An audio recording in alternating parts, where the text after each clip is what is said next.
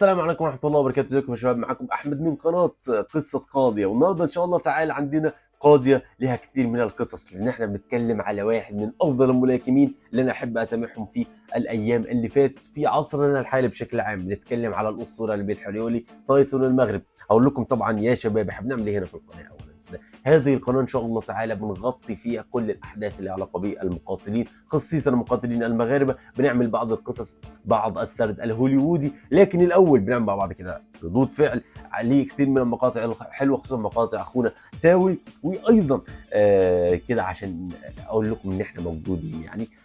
طبعا نبيل حريوري بالنسبه لي ده انا كنت بتابعه من ايام انفيوجن، من ايام ما جرب المواي تاي. هذا الرجل جدا احبه، ولكن بنشوف مع بعض النهارده مقطع جدا مميز لماذا فعل هذا الرجل لكي ينال كل هذه الالقاب، لكي يكون علّه جو روجن انه سفاح مغربي، ان المغاربه لا تعبث معه. خلينا نشوف مع بعض كده. ولكن الاول وصل 1000 مشترك، دوسوا تحت على زر اللايك، وطبعا يا عزيزي المشاهد لو مستني مقاطع اكتر من دي ادعمنا تحت، وباذن الله تعالى بننزل بشكل مستمر بشكل كونسيستنت. والله العظيم ليتس جو. السلام وعليكم عليكم السلام ورحمة ورحمه الله الله. وبركاته. من بعد أن تواجه مع خصمه الإنجليزي تود في عالم الكيك بوكسين. يا اخي نبيل حلول دي تضود واحد واثنين وثلاثه. الراجل ده تود وواجه هذا بقى معه صعبان عليا صعوبة والله، شديدة حيث كان الإنجليزي يضغط كثيرا على نبيل ولكن نبيل حريولي. خبي عليه. شوف راجل لكن مسح بكرامة المغربي الأرض. نبيل حريولي كان يوجه ركلات ولكمات مكنته من الفوز بصعوبة شديدة ضد خصمه الإنجليزي. وفي نفس السنة قدم أداء ضد متواضع لورينزو. ضد خصمه لورينزو وفاز عليه بالنقاط. يا اخي الميزه في نبيل، انا ان شاء الله مش هدوس يعني، مش هوقف الفيديو كتير، لكن الاجتهاد يا اخي. الراجل ده بيجري في الصحراء اتوقع بدون ما يلبس حذاء حتى، يعني مش معقوله. اجتهاد ومثابره، بيتعلم من كل نزال، لدرجه انت بتشوف النزالات عنده، انت تتخيل كده تدفع تذكره وتسافر عشان تروح تشوف نبيل حديولي، في الاخر تلاقي الراجل ده عمل نوك اوت على خصمه في دقيقه، دقيقه واحده بس قضي على خصمه خلاص.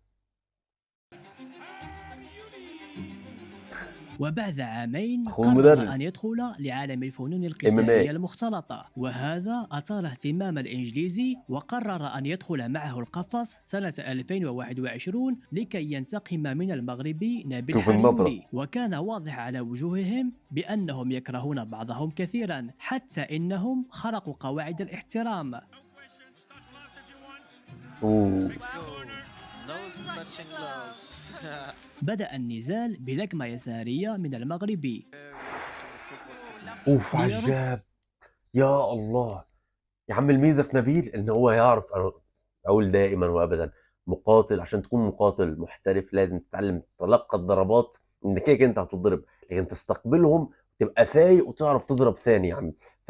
فستايل نبيل جدا، راجل جدا قوي، مش هيسيبك، ما بيتعبش، هيقعد يضرب فيك للصبح. عنده الدقه، عنده القوه، بيعرف يتلقى الضربات. اورثودوكس محترف. رد عليه الإنجليزي بركلات منخفضة، وبينما كان يوجه ركلات علوية تصداها المغربي وهجم عليه بلكمة مستقيمية قوية بعثرت أوراق الإنجليزي تود. ليستمر المغربي بلكماته المتوحشة حتى اضطر الحكم لإيقاف النزال. شوف يا اخي والله صعبان على اتمسح بكرامته الارض يا اخي، اتذكر اليوم ده.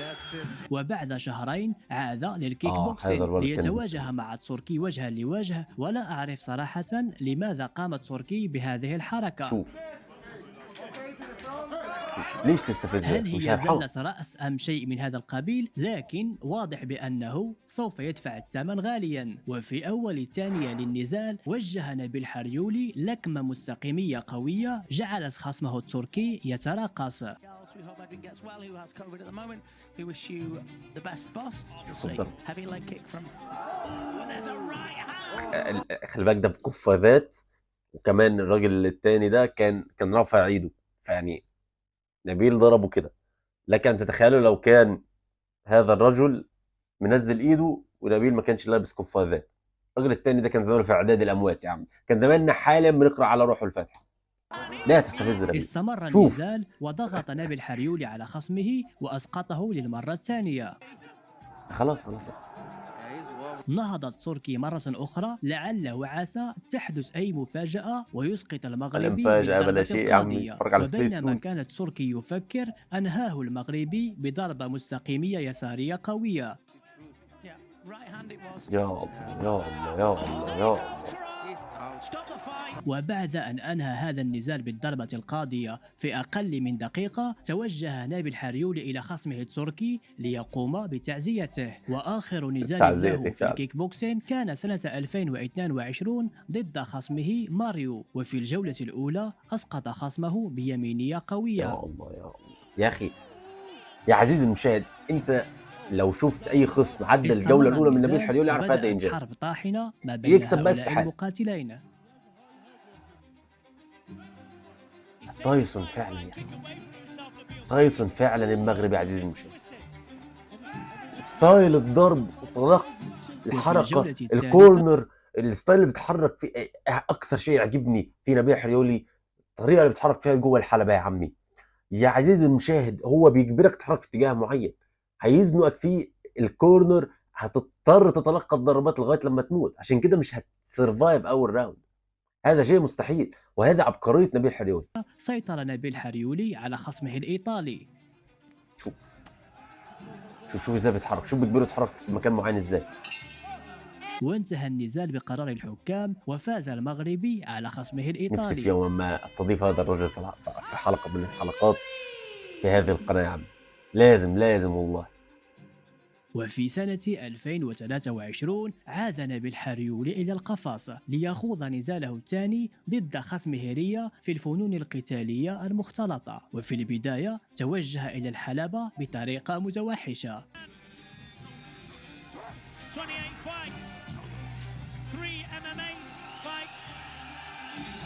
ودخل إلى القفص ونظاراته كانت متعطشة للدماء، جعلت خصمه الإيطالي ريا يدخل في توتر شوف وقلق تحس كبير، بينطق الشهاده. حتى إنه نعم. بدأ يتعرق وينهار قبل بداية النزال. وصراحة لو كنت أنا مدربه لرميت له المنشفة قبل أن يبدأ النزال. دق جرس البداية واتجه نبيل حريولي إلى خصمه موجها له لكماته القوية. يا اخي ايش ده بيستقبل الضربات زي البنات يا عمي؟ هذا نورا يا ايش ده يا اخي؟ مدرب متخلف اللي دخله الفايت والله. دخلت الدمبيل حريولي. هذا انت تكرهه مش تحبه. وبعدها أمسك خصمه يا ورماه على الله. الأرض. وظل الإيطالي ريا متشبثا بالمغربي نبيل حريولي. مش هيقدر يحرك حريولي خلاص يعني. وبعدها تحرر الوحش نبيل حريولي وبدأ يوجه لكمات قوية.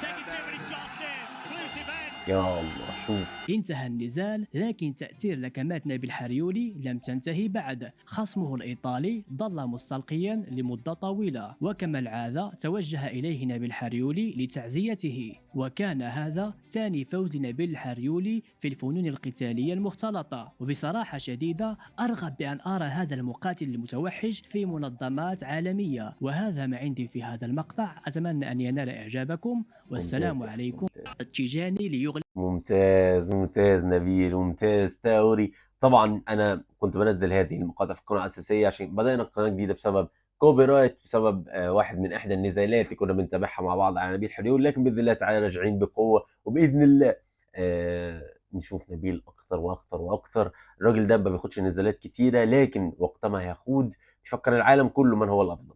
اتمنى شباب تكونوا استمتعتوا بهذا المقطع، اتمنى تدوسوا تحت على زر لايك. اشوفكم ان شاء الله تعالى في مقاطع اخرى. مع السلامه.